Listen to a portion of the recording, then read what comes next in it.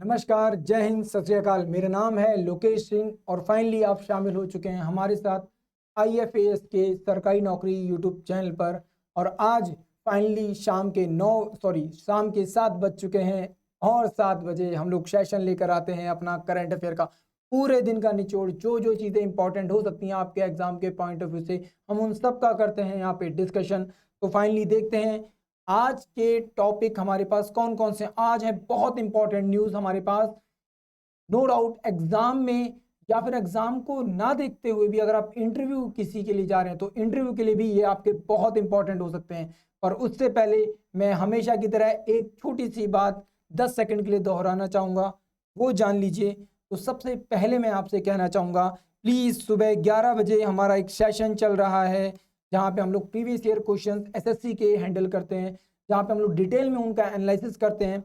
इसके अलावा ठीक दोपहर को आपको 1 बजे आना है, जहाँ पे हम लोग टॉपिक विद क्विज की एक सीरीज चला रहे हैं। एक छोटा सा टॉपिक देखते हैं किसी भी एक सब्जेक्ट का, history, geography, polity, economics, and after that हम लोग आते हैं इस टाइम, मतलब कि शाम को ठीक 7 बजे। और शाम को 7 बजे हम लोग सेशन लेते हैं करंट अफेयर का। आपका ये करंट अफेयर का सेशन बहुत ज़्यादा इंपॉर्टेंट है एग्जाम के पॉइंट ऑफ व्यू से। मैं नॉर्मल करंट अफेयर यहाँ पे नहीं लेकर आता, वो करंट अफेयर लेकर आ रहा हूँ जो कि पक्का एग्जाम में हिट करेगा ही करेगा। इन सीरीज को, इस करंट अफेयर की सीरीज को आप अपने पास रखिए और ये सीरीज आपके इन फ्यूचर काम आएगी सभी एग्जाम्स में।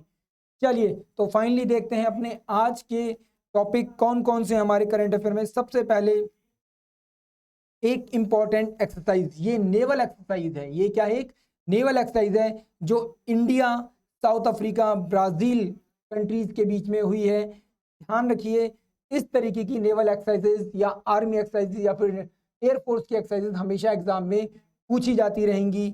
अब यहाँ पर इसकी बात करें तो इसकी शुरुआत की गई थी अराउंड 2008 के आसपास। फाइनली इस वक्त अगर हम लोग देखें तो 2018 में इसका प्रीवियस सेशन हुआ था। ये कहाँ पर हुआ था? तो ये सिमोन्स टाउन साउथ अफ्रीका में हुआ था। और प्रेजेंट में ये कहाँ पे हो रहा है? तो प्रेजेंट में भी ये साउथ अफ्रीका में ही हो रहा है, जो कि इसका 7th एडिशन है। ध्यान रखिएगा, ये चीज़ कई बार एग्जाम में पूछी जाती है, कौन सा एडिशन है, कहाँ पर हुआ है। तो आपको डेट और टाइम का भी पता चल गया, आपको प्लेस का भी पता चल गया। ध्यान रखिएगा, 10 से 12 अक्टूबर के बीच साउथ अफ्रीका में हुआ था। आई होप अगर आपको कोई डाउट नहीं है तो हम लोग नेक्स्ट टॉपिक को देखते हैं। छोटी सी इंफॉर्मेशन थी एग्जाम के पॉइंट ऑफ व्यू से। ज़्यादातर यहाँ पर जो क्वेश्चन आता है वो सीधे सीधे एक्सरसाइजेस को लेकर, नेवल एक्सरसाइज या एयरफोर्स एक्सरसाइज को लेकर डायरेक्टली पूछा जाता है। इसमें कुछ भी अलग से मिर्च मसाला नहीं डाला जा सकता। चलिए नेक्स्ट क्वेश्चन की तरफ बढ़ते हैं, सॉरी नेक्स्ट टॉपिक की तरफ बढ़ते हैं। उड़ीसा मिल्ट मिशन अभी 2023, मैं आपको यहाँ पे बता देता हूँ, 2023 को नरेंद्र मोदी जी के कहने पर यूनाइटेड नेशन ने 2023 को कंप्लीट मिल्ट ईयर अनाउंस किया है। क्या मिल्ट ईयर अनाउंस किया है? क्यों किया है मिल्ट ईयर अनाउंस? तो वो भी मैं आपको बता देता हूँ। मिल्ट अपने आप में, बाजरा जिसे हम लोग कहते हैं, बाजरा अपने आप में बहुत अच्छा खासा प्रोटीन का सोर्स है।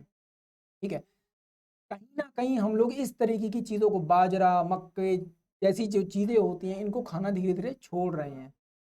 ठीक, पहले कभी ऐसा होता था, पुराने टाइम पर लोग भुट्टे सेक सेक कर खाते थे, बाजरा लेकर आते थे, बाजरे का आटा बनता था, उससे रोटियां बनाई जाती थी। आज के टाइम पर हमको ये चीज़ पता ही नहीं चलती। शहरों में इतनी चीज़ें अब अवेलेबल ही नहीं हो पाती। कोई स्पेशल गांव का पर्सन हो तो उसको ये चीज़ें अवेलेबल हो जाती है, मगर जो आम आदमी शहरों में जो रह रहा है वो धीरे धीरे इन सब पुरानी चीज़ों से दूर होता जा रहा है। तो सेम उसी चीज़ को एक तरह से कहा जाए कि एक स्टेप आगे बढ़ाया है उड़ीसा की गवर्नमेंट ने। उड़ीसा की गवर्नमेंट ने मिल्ट को लेकर, लोगों में अवेयरनेस फैलाने को लेकर यहाँ पर एक प्रोग्राम शुरू किया है, एक मिशन शुरू किया है और इसको नाम दिया गया मिल्ट शक्ति। क्या नाम दिया गया है? मिल्ट शक्ति नाम दिया गया है।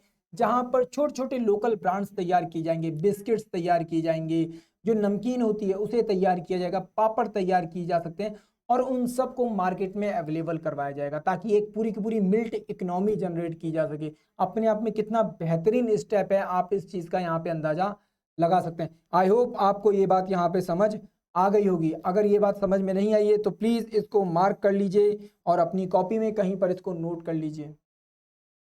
और ये भी नोट कर लीजिए 2023 हमारा मिल्ट ईयर होगा। कौन सा होगा? यूनाइटेड नेशन के अनुसार ये हमारा क्या होगा? मिल्ट ईयर होगा। इसका उद्देश्य याद रखिएगा, पारंपरिक खेती के द्वारा वापस से मिल्ट की खेती को क्या वापस लाना और लोगों तक पहुंचाना। नो डाउट अपने आप में प्रोटीन का एक अच्छा खासा सोर्स है, तो इसीलिए इंपॉर्टेंट हो। नेक्स्ट देखते हैं बेटी बचाओ बेटी पढ़ाओ, एक और अनदर इंपॉर्टेंट टॉपिक। देखो ये जो टॉपिक है ये बहुत इंपॉर्टेंट है एग्जाम के प्रोस्पेक्टिव से। स्कीम्स, गवर्नमेंट स्कीम्स हमेशा एग्जाम में पूछी जाती रहती हैं, आगे भी पूछी जाती रहेंगी। मैं आपको बताना चाहूँगा 2015 का टाइम था वो, जब इसे शुरू किया गया पानीपत नाम की जगह से। कहाँ पर शुरू किया गया? पानीपत नाम की जगह से इसको शुरू किया गया। अब जब इसको शुरू किया गया था तो वहाँ पर इसका एक मेन ऑब्जेक्टिव था लोगों में अवेयरनेस लेकर आना, जो बच्चों को लेकर, लड़कियों को लेकर जो भेदभाव होता है समाज में उसको खत्म करना, इसका क्या था? मुख्य उद्देश्य था। बट अब इसको एक स्टेप और ऊपर लेकर जा रही है सरकार, और क्या कर रही है यहाँ पर? तो अब यहाँ पर फोकस कर रही है क्वालिटी की तरफ। इसकी तरफ क्वालिटी, किस तरीके की क्वालिटी? एजुकेशन को लेकर, नॉलेज को लेकर, महिलाओं को हर क्षेत्र में आगे लाने को लेकर। तो बेटी बचाओ बेटी पढ़ाओ को रिवाइज किया गया, और रिवाइज करके यहाँ पर स्टीम को जोड़ा गया है। किसको जोड़ा गया? स्टीम को जोड़ा गया। स्टीम बोले तो science, technology, engineering and mathematics जैसे सब्जेक्ट्स में महिलाओं की प्रतिभागिता को बढ़ाने के। कहीं ना कहीं नॉर्मली हम लोगों का एक मेंटलिटी थी समाज में, एक क्या विचार चल रहा था कि बच्ची ही तो है, लड़की ही तो है, क्या हो गया आर्ट साइड में डाल दो, क्या हो गया होम साइंस पढ़वा दो। क्यों भाई? उस लड़की में काबिलियत है ऑटोमोबाइल इंजीनियर बनने की, उस लड़की में काबिलियत है डॉक्टर बनने की, उस लड़की में काबिलियत है मैकेनिकल इंजीनियर बनने की, उस लड़की में काबिलियत है बायोटेक्नोलॉजी पढ़ने की। तो क्यों आपने उसे होम साइंस जैसे सब्जेक्ट में अटका के रखा है? क्यों आपने उसे केवल आर्ट साइड पे अटका के रखा? तो ये कहीं ना कहीं एक पुरानी विचारधारा है जिसे यहाँ पे तोड़ना है, और इसी चीज पर सरकार यहाँ पे क्या कर रही है?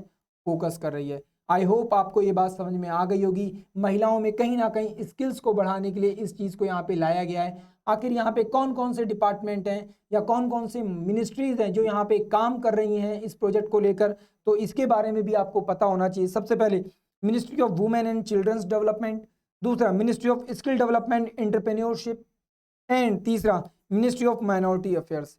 ये तीनों ही मिनिस्ट्रीज हैं जो यहाँ पे महिलाओं के अधिकारों को लेकर काम करेंगी। बेटी बचाओ बेटी पढ़ाओ के रिवाइज्ड वर्जन पे क्या करेंगी? काम करेंगी। आई होप आपको ये बात पता चल गई होगी, समझ में आ गई होगी। जैसा कि मैंने आपको बताया था 2015 में इसको शुरू किया गया था, तो वो पॉइंट यहाँ पे फाइनली दे भी रखा है। आई होप आपको कोई डाउट अब यहाँ पे नहीं रहा होगा। अगर कोई डाउट है तो प्लीज कमेंट करके पूछो, मैं उस कमेंट पर स्पेशली आपको रिप्लाई करूंगा। प्लीज मुझे कमेंट करके जरूर बताइए, क्योंकि मुझे बड़ा अच्छा लगता है जब बच्चे कमेंट करते हैं, रिप्लाई करते हैं। मुझे देखकर बड़ा अच्छा लगता है कि हाँ बच्चों का रिस्पॉन्स हमको किस तरीके का मिल रहा है। चलिए तो नेक्स्ट टॉपिक को देखते हैं अपने लिविंग प्लेनेट रिपोर्ट। ये लिविंग प्लेनेट रिपोर्ट इंसानों के लिए नहीं है, ये लिविंग प्लेनेट रिपोर्ट इंसानों के लिए नहीं है, ये है हमारे जीव जंतुओं के लिए, पशुओं के लिए। आखिर लिविंग प्लेनेट रिपोर्ट है क्या, कहती क्या है? तो लिविंग प्लेनेट रिपोर्ट इस चीज़ को स्टडी करती है कि आखिर क्या वो स्थितियां हैं जो एक नॉर्मल पशु के रहने के लिए ज़रूरी है, क्या वो स्थितियां उपलब्ध हैं या नहीं है। ठीक है, इस रिपोर्ट को तैयार कौन करता है? तो इस रिपोर्ट को वर्ल्ड वाइड फंड के द्वारा, वर्ल्ड वाइड फंड के द्वारा रिलीज किया जाता है। ध्यान रखिएगा यहाँ पर, क्या वर्ल्ड वाइड फंड के द्वारा, यहाँ पर WWF के द्वारा यहाँ पर इसको क्या किया जाता है? रिलीज किया जाता है। इस रिपोर्ट में स्टेटस बताया जाता है कि पशुओं का क्या स्टेटस है, क्या ये प्लेनेट उनके रहने लायक कितना है, हैबिटेट जोन उनके किस तरीके के, क्या वो खराब तो नहीं हो गए। इन सारी चीज़ों को ये क्या करता है? यहाँ पर स्टडी करता है, और इस रिपोर्ट को हर 2 साल में रिलीज करता है। कब करता है? हर 2 सालों में, एवरी 2 ईयर्स में इसको क्या करता है? रिलीज करता है। ध्यान रखिएगा, अगर आपको कोई डाउट है तो प्लीज मुझसे एक बार जरूर पूछिए, एक बार मुझसे जरूर पूछिए। अगर किसी भी तरह का कोई डाउट है तो मैं एक बार आपको फिर से इस चीज को क्लियर कर दूंगा। प्लीज मुझे एक बार रिप्लाई करके जरूर बताइए। चलिए, तो यहाँ पर इन सारी चीजों को देखा जाता है। इसके अलावा पशुओं की हेल्थ और इन्वायरमेंट में होने वाले पॉल्यूशंस, इन सब चीज़ों को भी यहाँ पे स्टडी किया जाता है। जैसे इस बार भी रिपोर्ट में इन्हीं सब चीज़ों को यहाँ पर क्या किया गया है? टैकल किया गया है, और बताया गया है कि क्या क्या वो कंडीशंस हैं, क्या क्या वो स्थितियाँ हैं जिनकी वजह से हमारी जो वाइल्ड लाइफ है उसको असर पहुँच रहा है या उसको नुकसान पहुँच रहा है। आई होप ये पॉइंट आपको आसानी से समझ में आ गया होगा। नेक्स्ट टॉपिक बहुत इंपॉर्टेंट हमारे पड़ोसी देश चीन को लेकर है। यहाँ पर प्रेसिडेंट जिनपिंग आपको पता ही होगा, ठीक है। अब इनके अगेंस्ट बहुत ज्यादा हैवी प्रोटेस्ट हो रहे हैं। अब आपको पता है चाइना से कोई भी चीज बाहर तो नहीं आ सकती। चाइना, हम लोग इस्तेमाल करते हैं व्हाट्सएप, इंस्टाग्राम, बाकी सब चीजें, चाइना में इस्तेमाल होता है क्या? वी चैट इस्तेमाल होता है। क्या इस्तेमाल होता है? वी चैट इस्तेमाल होता है। अब ये जो वी चैट है ये केवल चाइना में चलता है। अगर कोई बाहर का व्यक्ति इस्तेमाल करना चाहे तो अभी डाउनलोड कर लो, इंस्टॉल कर लो। और डेटा लीकेज की बड़ी समस्या है। तो किसी तरीके से वहां पे रहने वाले अन्य लोगों के द्वारा कुछ फोटोएं जो प्रोटेस्ट की थी वो जगह जगह वायरल हो गई, और उन फोटो से पता चला कि चाइना में इस वक्त कितना ज्यादा विद्रोह चल रहा है। अभी एससीओ की मीटिंग हो रही थी, आपको पता होगा एससीओ की भी मीटिंग हुई। उस मीटिंग में जिनपिंग गए हुए थे। जैसे ही वो अपने देश वापस पहुंचे उनको तुरंत धर दबोच लिया गया, उनके कमांडर और उनके पिछले वाले प्रेसिडेंट के द्वारा नजरबंद कर दिया गया। अब ये इंफॉर्मेशन अभी तक बाहर नहीं आई कि भैया आखिर वो गए कहाँ। अभी तक पता नहीं चला कि वो आखिर वो गए कहाँ। उनका कोई वक्तव्य नहीं आया बाहर, कुछ नहीं आया। और आखिर ये प्रोटेस्ट हो क्यों रहा है? तो जिनपिंग की जीरो कोविड पॉलिसी जो थी, जीरो कोविड पॉलिसी, बहुत ही ज्यादा दुर्दांत तरीके से उन्होंने क्या किया, कोविड के अगेंस्ट स्टेप्स लिए। और ये स्टेप्स इतने ज्यादा भयावह थे कि कई मासूम लोग बेचारे अपनी जान से हाथ गवा बैठे। ये जो समस्या थी, ये जीरो कोविड पॉलिसी की जो समस्या थी, ये इतनी ज्यादा बढ़ते बढ़ते इतनी ज्यादा बढ़ती चली गई कि आज चाइना में हम उसी का कहीं ना कहीं विरोध देख रहे हैं। फिर इसके बाद अन्य देशों के साथ जो मतभेद खड़े हुए, ताइवान के साथ बिना मतलब की लड़ाई लड़ ली, इंडिया के साथ बिना मतलब की लड़ाई लड़ ली, और इंडिया ने 2 थप्पड़ कान पे लगा भी दिए, अकल भी ठिकाने लगा दी। ऊपर से इंडिया के लोगों को अब ये और हो गया मन में कि अब चाहे कुछ भी हो जाए हम चाइनीज सामान इस्तेमाल करेंगे ही नहीं। अभी देखो दिवाली आ रही है, हर आदमी करेगा बाइकआउट चाइना, चाइनीज लड़ियां इस्तेमाल नहीं करनी, ये नहीं इस्तेमाल करना, वो नहीं इस्तेमाल करना। अच्छी बात है, मत करो इस्तेमाल, अपने देश का सामान इस्तेमाल करो, अच्छी बात है। मगर इसका असर चीन की इंडस्ट्रीज पर बहुत ज्यादा पड़ा। और चीन की इंडस्ट्रीज पे जो असर पड़ा वो असर इतना ज्यादा था, इतना ज्यादा था कि वहां की इकोनॉमी डैमेज होनी शुरू। अभी हाल ही में न्यूज आई थी जहां पर यह बताया गया कि चीन की जो कंपनी है जिसका नाम है Xiaomi, उसके ऊपर 5,000 करोड़ का क्या लगा दिया गया, पेनल्टी लगा दी गई ईडी के द्वारा। ओप्पो और वीवो पर भी लगाई जा रही है। क्या कर रहे थे, इनकी एक पेरेंटल कंपनी थी अमेरिका की, उस कंपनी को क्या कर दिया, इंडिया से पैसे भिजवा दिए कि भैया वहां से हमने उस कंपनी से पैसे कुछ सामान खरीदा है और हम आपको क्या कर रहे हैं, पेमेंट कर रहे हैं। ईडी को पता चल गया, ईडी ने धर दबोचा। बाद में पता चला कि जो राहुल जैन जो उसके एमडी थे, जो उसके सीईओ हैं इंडियन Xiaomi के, वो तो खुद 2 साल से पद छोड़कर बैठे हैं। और ये चीज कहीं मार्केट में आई ही नहीं, पता ही नहीं चला किसी को। मतलब सोचो कितनी सीक्रेसी, कितना धोखा। इसीलिए कहीं ना कहीं चाइनीज फोन को इस्तेमाल करने से डर लगता है लोगों को कि डेटा लीकेज तो होगा ही होगा पक्का, है ना। बात समझो। तो कहीं ना कहीं इस सब चीजों का, ये सारी जो समस्याएं चल रही हैं, इन सब का असर कहीं ना कहीं आज हमको चाइना में देखने को मिल रहा है। और ये जो प्रोटेस्ट हैं ये इसी का असर है, इसी का रिजल्ट है। देखो कहते हैं ना, एक कहावत है, बोया पेड़ बबूल का तो आम कहाँ से होए, तो वही वाला काम किया है। जिनपिंग ने अपने पूरे कार्यकाल में इसी तरीके के स्टेप्स लिए। और इवन इन्होंने अपने आप को मरते दम तक के लिए वहां का राष्ट्रपति घोषित करवा दिया था, प्रेसिडेंट घोषित करवा दिया कि अगर आपको सारे देशों के अगेंस्ट खड़ा रहना है, अगर आपको सारे देशों के अगेंस्ट स्टेप्स लेने हैं, अगर आपको चाइना को स्ट्रांग बनाना है, तो मुझे पूरी जिंदगी लाइफ टाइम प्रेसिडेंट बना दो। बना दिया लाइफ टाइम प्रेसिडेंट। देख लो अब क्या हो रहा है, उसी का असर है। आप देख सकते हो यहाँ पर बैनर पे लिखा है, गिव मी डेमोक्रेसी और गिव मी डेथ। लोगों की डिमांड ही यही है, भैया जैसा जीवन हम जी रहे हैं उससे अच्छा तो मर जाना बेहतर है। आप एक आम आदमी को भी गुलाम की तरह से रगड़ रहे हो, उससे काम करवा रहे हो, क्या मतलब बचा उस बेचारे की जिंदगी। समझे बात क्या कहना चाह रहा हूं मैं? तो चाइना में बहुत विकट स्थिति है, ठीक है। और इसी का असर आज हमको देखने को मिल रहा है कि वहां पे लगातार प्रोटेस्ट होने शुरू हो गए हैं अगेंस्ट द जिनपिंग। चलिए, तो फाइनली ये टॉपिक भी आपको क्लियर हो चुका होगा, क्या कंडीशंस है ये भी आपको पता चल चुकी होगी। अब देखते हैं नेक्स्ट टॉपिक को अपने। Supreme court deliver a split verdict on a Karnataka हिजाब बैन। बड़ी अजीब सी स्थिति है ये। मेरे हो सकता है थोड़े से वर्ड यहाँ पे कठोर हों, पर फिर भी मैं कहना चाहूंगा प्लीज इस बात का बुरा ना माने, इसको थोड़ा सा ओपन माइंडेडली एक्सेप्ट करें, ओपन माइंडेडली इस बात को थोड़ा सा एक्सेप्ट करें। अब ये हिजाब कंट्रोवर्सी थी क्या? पहली बात मैं आपको बता देता हूँ। पहली बात ये है कि भैया हिजाब कंट्रोवर्सी में यहाँ पर कर्नाटक हाई कोर्ट में चल रहा था विवाद। कर्नाटक हाई कोर्ट ने दिया wording in a support of the school against the हिजाब कि भैया स्कूल में हिजाब जैसी कोई भी चीज़ नहीं पहनी जाएगी। स्कूल का अपना एक डेकोरम होता है, एक तरीका होता है, आप उसी तरीके से स्कूल में जाओगे। स्कूल के अपने रूल्स एंड रेगुलेशंस आपको फॉलो करना पड़ेगा। आप किसी भी तरह का धार्मिक वहाँ पर क्या दिखावा नहीं कर सकते। ठीक है, चलो बात समझ में आ गई, सही बात थी।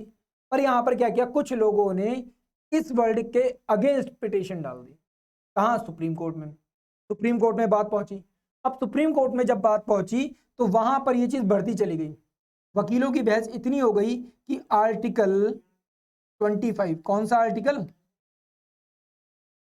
25 पर बात आ गई कि भैया आर्टिकल 25 आपने इतना पावरफुल बना दिया। हम बात कर रहे हैं रिलीजन को लेकर, जो हमारे फ्रीडम ऑफ रिलीजन का राइट है, हम उसकी बात करें। सबसे पहला आर्टिकल यही है। अब वहां पे पावर इतनी ज्यादा दे दी आर्टिकल 25 में कि आप सारी चीजें करवा रहे हो। राइट टू लिव को इससे जोड़ दिया। भैया मेरा जीवन जीने का तरीका, मैं जैसे चाहे वैसे जीऊं, जैसे चाहे वैसे कपड़े पहनूं। पर क्या ये हर जगह एप्लीकेबल है? क्या ये हर जगह एप्लीकेबल है? अभी रिसेंटली रणवीर सिंह को लेकर एक बयान आया था, लोगों ने रणवीर सिंह के ऊपर केस कर दिया न्यूडिटी को लेकर। नग्न अवस्था में उन्होंने अपने कुछ फोटोशूट करवाए थे और लोगों ने बोला यार इससे हमारी भावनाएं खंडित होती हैं। कई महिलाओं ने बोला, कई पुरुषों ने बोला। भैया मेरे जैसा दुबला पतला लड़का अगर देखेगा रणवीर सिंह को ऐसे 6 पैक एब्स के साथ और ऐसे खड़ा हुआ तो, और कोई अगर मान लो मोटा तगड़ा हट्टा खट्टा पेटू टाइप का अगर कोई देखेगा तो बोलेगा यार बताओ अपन ऐसे हैं, ये यहाँ पर यार बताओ लोगों को इस तरह से दिखा रहा है यार, है ना। तो देखो ये तो बात मजाक की थी, पर कहीं ना कहीं ऐसी ही कई बातें थी जो यहाँ के निकल कर सामने आई कि भैया एक तो आपको क्राइटेरिया मेंटेन करना पड़ेगा। एक जगह तो आकर आप रुको। आप हर जगह अपनी फ्रीडम अपनी फ्रीडम अपनी फ्रीडम अपनी फ्रीडम अपनी फ्रीडम करते करते इतना आगे पहुंच जाओगे कि आप स्कूलों के भी रूल्स एंड रेगुलेशंस को नहीं मानोगे। कल आप बोलोगे मुझे पार्लियामेंट में बैठना है, पर पार्लियामेंट में मुझे हाफ पैंट पहन के बैठना है।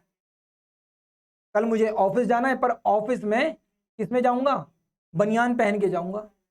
तो देखो हर चीज का एक डेकोरम होता है। भले ही मैं मजाक में इस बात को बोल रहा हूं, पर हर जगह हर एक इंस्टीट्यूट का एक डेकोरम होता है, एक रूल्स एंड रेगुलेशंस होते हैं जिनको फॉलो करना बहुत जरूरी है। सेम वही बात यहाँ पे कर्नाटक हाई कोर्ट ने की थी। फाइनली एक जब सुप्रीम कोर्ट में पहुंचा तो सुप्रीम कोर्ट में बेचारे वकील इतने परेशान हो गए, उन्होंने बोला कि अब ये हमारे हाथ में नहीं है, अब ये जो टॉपिक है ये सीधे और सीधे चीफ जस्टिस ऑफ इंडिया, हमारे सीजेआई कौन है इस वक्त, यू ललित जी, इनके पास जाएगा। किसके पास जाएगा?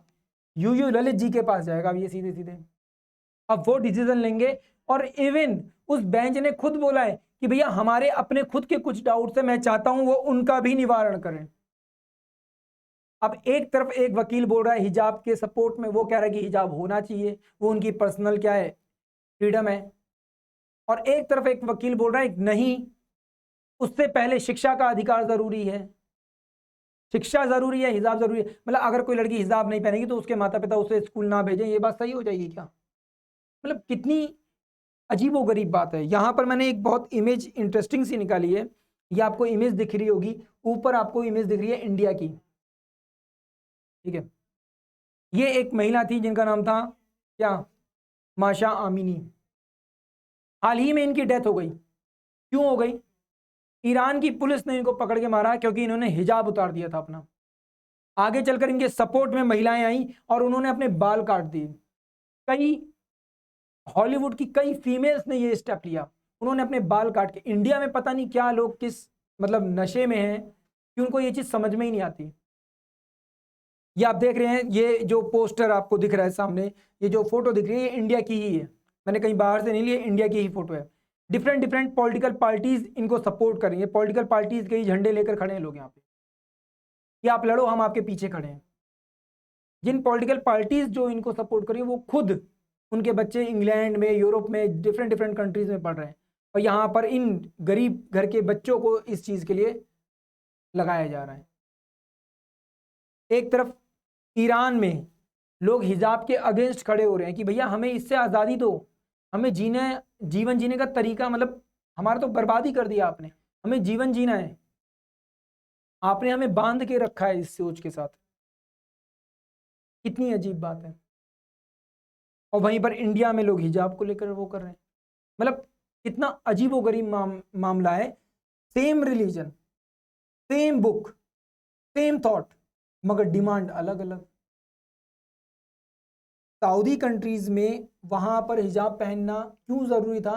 क्योंकि वहां पर कभी भी रेत का क्या बवंडर शुरू हो जाता था, रेत का वहां पर क्या आता था, तूफान आता था, और उसकी वजह से क्या, काफी ज्यादा रेत पूरी बॉडी पे चिपक जाता था, पानी की कमी होती थी, लोग बार बार नहाएं कैसे। इसीलिए वहां पे महिलाएं उस समय पर हिजाब पहना करती थी, ताकि बालों में रेत ना फंस जाए, ठीक है, कपड़ों में, फेस पर ना चला जाए रेत। इसीलिए पुरुषों को आपने देखा होगा सर पे ऐसे पट्टा बसा बांधते हैं और नीचे एकदम सफेद कपड़े पहनते हैं, इसीलिए पहनते हैं, और कोई कारण नहीं है। पर लोगों ने इसको क्या किया, ज्योग्राफिकली ना मानकर इसे अपना रिलीजियस वो मान लिया कि ये हमारी धर्म की पहचान है। बिल्कुल भी नहीं, बिल्कुल भी नहीं है। इस्लाम में जो, क्योंकि इस्लाम का उदय ही अरब से हुआ था, तो वहां पर जो कपड़े, जो टोपी पहनी जाती थी या जो हिजाब पहना जाता था, जो ड्रेस पहनी जाती थी, वो एक्चुअली पहनी इसीलिए जाती थी क्योंकि वहां पे लगातार रेत के तूफान और ये सारी समस्याएं होती थी, पानी की कमी थी, लोग बार बार नहा सकते नहीं थे। इसी वजह से वहां पर लोगों ने क्या किया, इस ड्रेसिंग सेंस को अपनाया। पर आज के टाइम पर इसको पहचान बनाकर हर किसी के ऊपर थोपा जा रहा है। इंडिया में इस तरह की क्लाइमेट नहीं है, इस तरह की समस्या नहीं है, तो यहाँ पर इसको पहनने का मतलब भी नहीं बनता। ये है पूरी की पूरी कंट्रोवर्सी। अगर हम इसकी टाइमलाइन देखें तो आपको पता होना चाहिए, 1 तारीख को ये टॉपिक शुरू हुआ था, 1 जून 2021 को, जहां पर उडुपी पीयू एक कॉलेज था जहां पर ये विवाद शुरू हुआ। उसके बाद ये जो टॉपिक था ये बढ़ता चला गया, फाइनली ये कर्नाटक के हाई कोर्ट में पहुंचा, और कर्नाटक हाई कोर्ट के वर्डिक्ट देने के बाद और dress code, uniform dress code को एप्लीकेबल करवाने के बाद फाइनली इसके बारे में अगेंस्ट पिटीशन डाली गई सुप्रीम कोर्ट में, एंड सुप्रीम कोर्ट में भी अब आपको ये पता है ये टॉपिक चला गया है हमारे किसके पास, चीफ जस्टिस ऑफ इंडिया के पास चला गया है। तो आई होप आपको ये बात समझ में आ गई होगी। क्लियर है ये पॉइंट? अगर ये पॉइंट क्लियर है तो हम लोग आगे बढ़ सकते हैं। तो फाइनली नेक्स्ट, इसरो। अब इसरो ने क्या किया है यहाँ पर, इसरो ने एक अचीवमेंट, अभी यहाँ पर किसी भी तरह की इमेजेस रिलीज नहीं की गई है, समस्या ये है, वरना मैं इमेज आपको दिखाता हूँ, मेरे पास पुरानी इमेज है, मैं वो आपको दिखाऊंगा। इसरो ने यहाँ पर next generation launching vehicle release किया है अपना। इसरो के चेयरमैन एस सोमनाथ के द्वारा अभी कुछ घंटों पहले ही यहाँ पर एक प्रेस विज्ञप्ति दी गई थी, प्रेस के सामने इस चीज को क्या किया गया, बताया गया कि हम लोगों ने नेक्स्ट जनरेशन लॉन्चिंग व्हीकल को यहाँ पे लॉन्च कर दिया है या लेकर आने वाले हैं, और हमारा जो PSLV है उसको हम लोग क्या कर देंगे, रिटायर कर देंगे, ये उसकी जगह लेगा।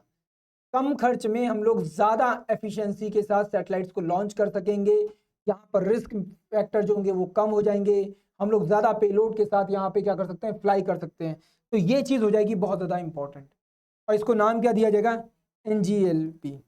जैसे आप लोग सुनते हो क्या, SLV सुनते हो, PSLV सुनते हो, GSLV सुनते हो, ठीक बिल्कुल वैसे ही यहाँ पे क्या है, NGLV होगा। NGLV की फुल फॉर्म क्या है, कई बार ये एग्जाम में पूछा जाता है, satellite launching vehicle, polar satellite launching vehicle, जियो स्टेशनरी सैटेलाइट लॉन्चिंग व्हीकल। अब NGLV की फुल फॉर्म क्या होगी, नेक्स्ट जनरेशन लॉन्चिंग व्हीकल, तो ये आपको पता होना चाहिए, नेक्स्ट जनरेशन लॉन्चिंग व्हीकल। किसको रिप्लेस करेगा ये, तो पुराने सिस्टम PSLV को ये क्या कर देगा, यहाँ पर रिप्लेस कर देगा, ठीक है। अब फाइनली यहाँ पे आपको ये भी पता होना चाहिए ये किस किस तरीके से, ये 3 स्टेज क्या है, 3 स्टेज ऑर्बिट में काम करेगा। यहाँ पर जरा देख लेते हैं, SLV ये पहली टेक्नोलॉजी थी। उसके बाद आया क्या, ASLV, उसके बाद PSLV, GSLV और GSLV Mark 3। ये फिलहाल अभी वो रॉकेट्स हैं जिनका हम लोग इस्तेमाल कर रहे हैं। इनकी height 22 metres, 23 metre, 44 metre, 49 metre and 43.43 metre. यहाँ पर अगर वेट की बात करें तो 17 ton, 39 ton, 320 ton, 414 ton and 640 ton. ये सॉलिड प्रोपेलेंट पर चलता है, मतलब इसमें हाइड्रोजन का इस्तेमाल किया जाता है। तो यहाँ पे जो हाइड्रोजन जो होगी वो कैसे, सॉलिड फॉर्मेट में इस्तेमाल की जाएगी। यहाँ पर भी ऑल सॉलिड है, यहाँ पे सॉलिड और लिक्विड दोनों ही इस्तेमाल होते हैं। लिक्विड शुरुआत में इस्तेमाल होता है बर्निंग के टाइम पर, और सॉलिड आगे जाकर जब स्पेस में सैटेलाइट पहुंच जाता है तब इस्तेमाल होता है। ये सॉलिड, लिक्विड एंड क्रायोजेनिक 2 इंजनों पर चलता है। ये भी सेम उसी पर काम करता है। ये पेलोड ले जा सकता है 40 kg का, ये ले जा सकता है 150 kg का, ये 1860 kg का, ये 2200 kg का, और ये 4000 kg तक का पेलोड ले जा सकता है। आप लोगों ने देखा भी होगा इंडिया ने 100 से ज्यादा सैटेलाइट लॉन्च किए थे अभी, इसी वजह से तो किए थे। इसरो को हम लोग बाकी लोगों से कम आंक रहे हैं, नहीं, इसरो अपने आप में नासा को टक्कर देता है। हम लोग नासा से कहीं ज्यादा सस्ते में रॉकेट लॉन्च करते हैं अपने। वर्ल्ड के कई कंट्रीज हमारे पास आते हैं कि भैया हमारा सैटेलाइट आपको पहुंचाना है, और हम लोग करते हैं, और इसरो उससे पैसा भी कमाता है। और नेक्स्ट जनरेशन जो हमारा आ रहा है लॉन्चिंग व्हीकल, वो शायद हमको और ज्यादा बेनिफिट देगा, इसरो को और ज्यादा एक स्टेप आगे ले जाएगा बाकियों से। तो आई होप आपको ये बात समझ में आ गई होगी। ये काम करता है लोअर ऑर्बिट में, ये भी लोअर ऑर्बिट के लिए है। ये सिंक्रोनाइज पोलर सैटेलाइट है, GSLV की, मतलब PSLV की आप लोग अभी बात कर ही रहे थे, ठीक है। तो अर्थ से 475 किलोमीटर की हाइट पर जाकर ये क्या करता है, काम करता है, और ये जियो स्टेशनरी ऑर्बिटर में जाता है, और ये भी सेम कंडीशन में जाता है। आई होप यहाँ पे बहुत डाउट क्लियर हो चुका होगा। देखो बहुत सिंपल वे में इंफॉर्मेशन इमेज की फॉर्मेट में मैं जितना ला सकता हूँ, आपको जितना इजीएस्ट फॉर्म में मैं समझा सकता हूँ, मैं कोशिश करता हूँ कि आपको समझाऊं। तो प्लीज अगर आपको कोई डाउट है, कोई चीज पसंद नहीं आ रही, कोई समस्या है, तो एक बार आप कमेंट जरूर करिए। कमेंट को मैं पढ़ूंगा जरूर, उस पर ध्यान जरूर दूंगा, और आगे हम लोग उन चीजों के ऊपर और ज्यादा काम करेंगे, और ज्यादा सुधार के आपके पास चीजों को लेकर आएंगे, बेहतर तरीके से प्रेजेंट करेंगे। नेक्स्ट देखते हैं, बहुत इंपॉर्टेंट टॉपिक, इसके ऊपर कई बार विवाद होता रहता है। आईटी एक्ट 2000 एक आया था। उस एक्ट में सेक्शन 66A था, जहां पे अगर कोई व्यक्ति सोशल मीडिया पर, फेसबुक पर, इंस्टाग्राम पर, ट्विटर पर, कहीं पर भी किसी पॉलिटिकल पार्टी को, पॉलिटिकल पर्सन के अगेंस्ट कुछ लिख देता था, तो यहां पर उसके ऊपर केस हो जाता था। मुझे यूपी का एक केस बड़ा अच्छा याद है। यूपी में एक मंत्री थे आजम खान, उनकी जो भैंसें थी वो चोरी हो गई थी। उन्होंने पुलिस को लगा दिया ढूंढने में। लोगों ने इसके ऊपर चुटकियां ले ली कुछ, फेसबुक पर जाकर और बाकी सोशल मीडिया पे जाकर। इसके अगेंस्ट में उनके अगेंस्ट केस कर दिया गया, लड़कों के अगेंस्ट, लड़कियों के अगेंस्ट। एक के अगेंस्ट किया गया कि तुमने वो मतलब टिप्पणी क्यों की फेसबुक पर। दूसरे ने को ऊपर केस इसलिए किया गया क्योंकि उसने उस टिप्पणी को लाइक कर रखा था, उसके ऊपर कमेंट कर रखा था। तो बड़ी अजीबोगरीब सी स्थिति है। यहाँ पे श्रेया सिंघल और versus union of India case हुआ था। उस केस के बाद फाइनली सुप्रीम कोर्ट ने ये वर्डिक्ट दी है कि अब से 66A जो है ये पूरी तरह से क्या हो जाएगा, एक तरह से काम नहीं करेगा। हम लोग कंप्लीट निरस्त तो नहीं बोलते, इन केस फ्यूचर में जरूरत पड़े तो हम बात करेंगे, पर वर्तमान में इसके ऊपर कोई भी केस, इस वजह से अगर कोई भी केस किसी व्यक्ति के ऊपर लगाया गया है तो वो केस तुरंत ही क्या हो जाएगा, निरस्त हो जाएगा। फाइनली इस वर्डिक्ट के बाद क्या हो जाएगा, वो केस निरस्त हो जाएगा तुरंत। ऐसा करने के पीछे कारण क्या था भाई? अभिव्यक्ति की आजादी, वही बात है ना। कौन सा आर्टिकल? आर्टिकल 19। कहीं ना कहीं आर्टिकल 19 ही आईटी एक्ट 2000 को क्या करता है, पावर देने का काम करता है। बात समझ में आई? 2015 का एक केस था जिसमें फाइनली ये वर्डिक्ट यहां पर दिया गया कि यार लोगों की कहने की आजादी है, आप उनको रोक नहीं सकते। आप मना नहीं कर सकते कि भैया तुम टिप्पणी करोगे सरकार के अगेंस्ट, तुम टिप्पणी नहीं करोगे। ऐसे में किसी व्यक्ति को 3 साल की जेल हो जाती थी, अब हो ही नहीं सकती। आप मुक्त रूप से आजादी से बोल सकते हो ट्विटर पर इसका मतलब ये भी नहीं है कि आप किसी के अगेंस्ट अभद्र भाषा का प्रयोग करेंगे, मतलब गाली गलौज का इस्तेमाल नहीं कर सकते। आप सरकार के अगेंस्ट बोलिए, आप किसी व्यक्ति विशेष किसी पद के अगेंस्ट बोलिए, मगर आप शब्दों का इस्तेमाल नहीं कर सकते। ये चीज भी ध्यान रखना, लैंग्वेज अब्यूजिव नहीं होनी चाहिए। क्लियर है? तो आई होप ये पॉइंट भी आपको क्लियर हो चुका होगा। ये केस याद रखना, आईटी एक्ट को याद रखना। आईटी एक्ट 2000 मैंने आपको बताया था, इसमें रिसेंटली अमेंडमेंट किया गया था, वो किया गया था 2008 में, ये भी फाइनली आपको पता चल चुका है। सेक्शन 66A ये भी आपको यहाँ पे पता चल गया है। तो आई होप ये पॉइंट क्लियर हो गया होगा। अब जरा देखते हैं छोटी छोटी मगर मोटी बातें, यहाँ पे आते हैं हमारे छोटे छोटे पॉइंट। अभी इंडिया में चल रहा था 36 नेशनल गेम, कंडक्ट हुए थे गुजरात में। गुजरात के 6 बड़े शहरों में इन खेलों को क्या किया गया, आयोजित किया गया। और इन खेलों में कल ही मैंने आपको बताया था, सॉरी कल या परसों मैंने आपको बताया था, जो भारतीय सेना है, जो भारतीय सेना है वो इस वक्त पदक तालिका में सबसे ऊपर है। तो वही चीज यहाँ पर आपको देखने को मिलेगी। कौन कौन से वो शहर थे, सबसे पहले वो पता होना चाहिए। अहमदाबाद, गांधीनगर, सूरत, वडोदरा, राजकोट एंड भावनगर, ये थे गुजरात के वो 6 शहर जहां पर हुआ था पार्टिसिपेशन कई एथलीटों का। 7000 एथलीट ने यहाँ पे किया पार्टिसिपेट, 28 स्टेट से एंड 8 यूटीज से। यहाँ पे सिक्किम था पदक तालिका में सबसे ज्यादा नीचे, इस चीज का भी रखना ध्यान। 36 जो गेम थे वो यहाँ पे खेले गए। फाइनली सर्विसेज, मतलब वही मैंने आपको बताया है, सेना, आर्मी यहाँ पे सबसे ऊपर थी, जिसने कुल 128 पदक जीते। 128 पदक, 36 गोल्ड, 35 सिल्वर एंड 32 ब्राउन्स। इसीलिए ओलंपिक या कई गेमों में हमें आर्मी के लोग जरूर मिलते हैं। एक आधा पदक या 2-3 पदक कम से कम, 1 से लेकर 2-3 पदक तो कम से कम आर्मी के लोग लेकर आते हैं, चाहे वो किसी भी तरह का इंटरनेशनल गेम हो। आपको पता ही है अभी नीरज चोपड़ा जी का नाम हम लोग हर जगह ले रहे हैं। फिर इसके बाद दूसरे नंबर पर आता है महाराष्ट्र, तीसरे नंबर पर हरियाणा, चौथे नंबर पर कर्नाटक और 5वें नंबर पर तमिलनाडु। तो ये चीज रखना ध्यान, आपके लिए बहुत इंपॉर्टेंट पॉइंट है ये। हो सकता है एग्जाम में आपसे पूछ लिया जाए इस बारे में। और सबसे आखिरी स्टेट कौन सा था, तो वो भी मैंने आपको बता दिया, सिक्किम। नेक्स्ट देखते हैं CRII रिपोर्ट, यहाँ पर रिलीज की गई है। India up the 6th place reducing the inequality, inequality की एक रैंक रिलीज की गई। और यहाँ पर अब इंडिया की जो रैंक है वो ग्लोबली 123 है। क्या है? 123 है। अब ये है क्या, तो आपको ये पता होना चाहिए। तो commitment to reducing the inequality index, ये यहाँ पर रिलीज किया गया था। इनइक्वालिटी किस बेस पे, इनइक्वालिटी किस बेस पर? तो 3 बेसिस यहाँ पे देखे जाते हैं, health, education and social protection. ये 3 एरियाज हैं जिनको यहाँ पे किया जाता है टारगेट। टैक्सेशन और वर्कर राइट्स को भी यहाँ पर देखा जाता है। इन सारी चीज़ों को यहाँ पर क्या किया जाता है, हैंडल किया जाता है। ये तीनों ही चीज़ें आ जाती हैं मूल रूप से हमारी किसमें, पब्लिक सर्विस में। किसमें? पब्लिक सर्विस में। तो एक तरह से देखा जाए तो क्या, public service, taxes and worker right, 3 चीज़ों को यहाँ पे किया जाता है हैंडल। और इन्हीं 3 चीज़ों को स्टडी करके यहाँ पर इस रिपोर्ट को किया जाता है तैयार। तो टोटल 161 कंट्रीज में इंडिया की रैंक है 123।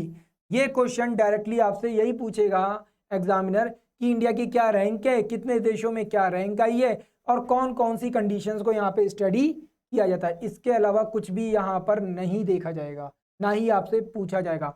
तो आई होप यहाँ पर आपको डाउट हो गया होगा क्लियर। नेक्स्ट टॉपिक को देखते हैं। ऑलमोस्ट आज का करंट अफेयर होने वाला है खत्म। तो आज है तारीख 14 अक्टूबर और आज ही के दिन हम लोग ऑब्जर्व करते हैं international e waste day 2022। International e waste day 2022 कौन सी तारीख को? 14 अक्टूबर को।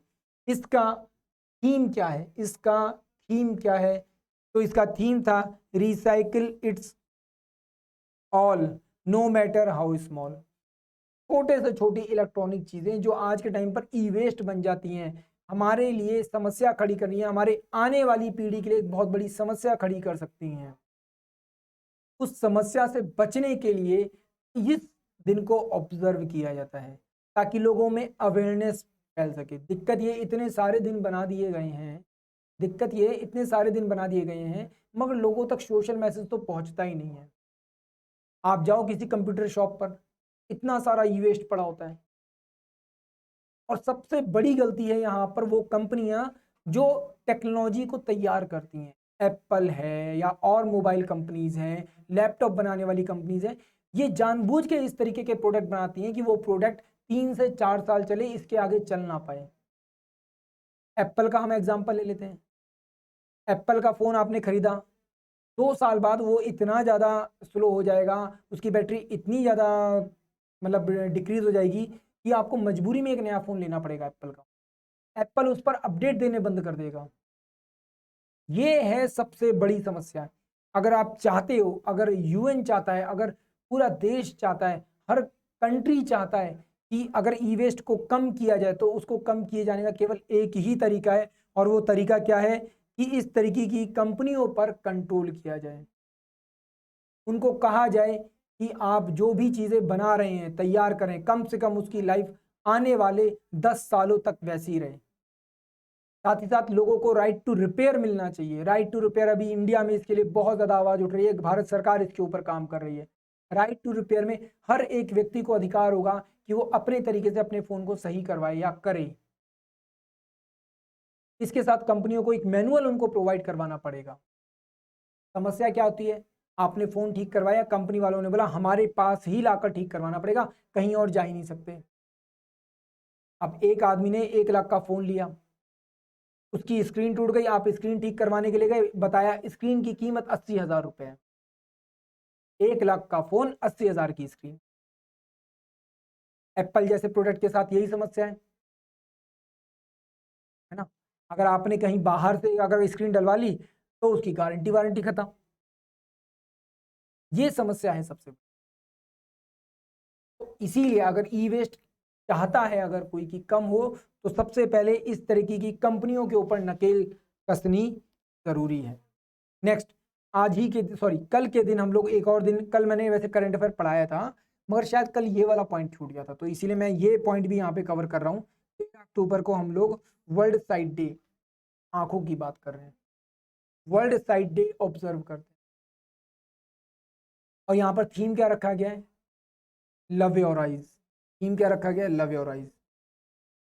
लोगों में अवेयरनेस फैलाने के लिए कि भैया अपनी आंखों का ध्यान रखिए। मगर दिक्कत क्या है, लगातार कंप्यूटर के सामने बैठना है, लगातार मोबाइल देखना है, ठीक है। नेचुरल जो राइट है उससे हम लोग इतना दूर हो चुके हैं कि हमारी आंखें अपने आप ही, बच्चों की आंखें कमजोर हो जाती हैं।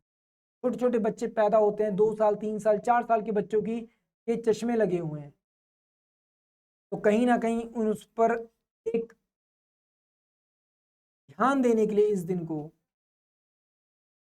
बनाया जाता है कि आखिर लोगों में एक अवेयरनेस पहुंचे। पर अवेयरनेस आपको पता है कितनी पहुंचती है। सबसे अजीब बात तो ये, जो वीडियो भी आप देख रहे हो वो भी मोबाइल में ही देख रहे हो। हम कहते हैं मोबाइल में देखो मगर काम की चीजें देखो। हम काम की चीजें देख के बाकी सब देख डालते हैं। उसने वो फलाना डांस किया, उसने फलाने को रोस्ट कर दिया, उसने फलाना वीडियो डाला, उसने ये कर दिया, उसने वो कर दिया, इस लड़की का ये मीम वायरल हो गया, इस लड़की का ये डांस वायरल हो गया। हम ये सब चीजें देखते हैं। इंस्टाग्राम पर रील बना बना कर पता नहीं क्या क्या देखते रहते हैं हम लोग ना। मैं उन सारी चीजों की बात कर रहा हूँ, उस क्रिंज टाइप के कंटेंट की बात कर रहा हूँ जो कहीं ना कहीं लोगों का टाइम बर्बाद कर रहा है, उनकी हेल्थ बर्बाद कर रहा है। हर तरीके के कंटेंट की यहाँ पर बात नहीं की जा रही, ध्यान रखिएगा ये बात। तो चलिए, आई होप ये छोटा सा पॉइंट भी आपको समझ में आया होगा। अगर आपको हमारा वीडियो पसंद आए तो प्लीज़ हमारे एफर्ट्स को पसंद कीजिए, वीडियो को लाइक कीजिए, कमेंट कीजिए, शेयर कीजिए और सब्सक्राइब कीजिए। और हमको बताइए कि आप और कौन कौन से टॉपिक्स के ऊपर वीडियो चाहते हैं।